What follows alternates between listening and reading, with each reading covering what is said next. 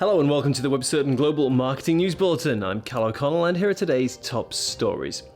Bitcoin adoption is surging in Latin America. Mobile dominates the video viewing landscape in South Korea. And mobile and internet penetration are rising in Zimbabwe.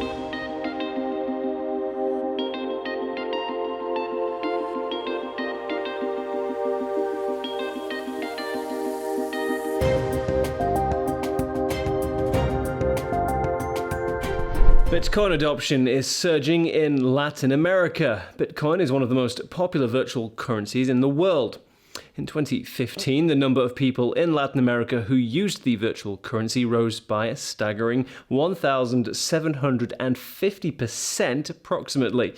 Argentina has the largest proportion of Bitcoin users in its population in Latin America, but other countries such as Brazil, Venezuela and Mexico are starting to catch up. The rise of Bitcoin in the region has been attributed to the economic downturn affecting Latin America. Rising inflation is troubling many countries in the region, and some Latin Americans are now turning to Bitcoin to buy products from other countries and ship them in. Mobile dominates the video viewing landscape in South Korea, according to research by Nasmedia. Almost half of all respondents said they predominantly used their smartphones as their video viewing device. A further 16% said that they only watched videos on their smartphone.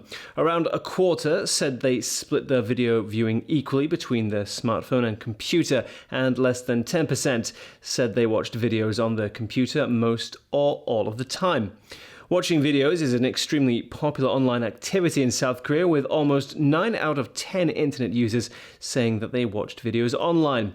Video websites and video apps were the most common video viewing platforms.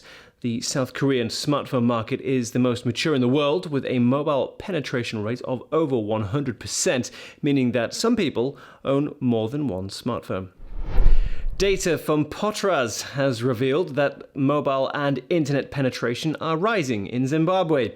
Mobile phone penetration is now at 95% in the country, and internet penetration is approaching the halfway mark at 48%. The two figures are intrinsically linked, as the vast majority of Zimbabwean internet users access the web via their mobile phone, with mobile users accounting for 97% of all internet users in the country. The rise in internet penetration has been attributed to increased 2G and 3G coverage from the country's top three mobile operators, Econet, Net1 and Telecel. A study by S-Mind has compared the e-commerce landscapes in Slovenia and Croatia. The study, which is based on data from the European Commission, first looked at the proportion of businesses in the two countries that sold products or services online. It found that 20% of Croatian businesses sold their products or services online, compared to Slovenia, which came in at 16%. The EU average is 17%. It also looked at whether different sectors had different levels of e-commerce. It found that wholesale companies were more likely to engage in e-commerce than businesses in the retail sector. Both the Croatian and Slovenian figures were similar to the EU average for wholesale businesses, but for the retail sector, Slovenia was bang on the EU average of 20%, but Croatia trailed behind at just 16%. The study also found that larger businesses were much more likely to engage in e-commerce than smaller businesses. This trend was found in both countries. When looking at the proportion of turnover that typically came from e-commerce, both countries were below the EU average of 17%. Slovenia came in at 16%, while Croatia came in at 14%.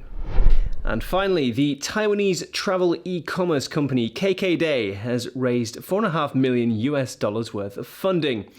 It's said that it'll use the money to expand across Asia. The international tourism market is growing steadily, and the number of people taking holidays abroad is expected to grow by 43 million people every year, hitting 1.8 billion people by 2030.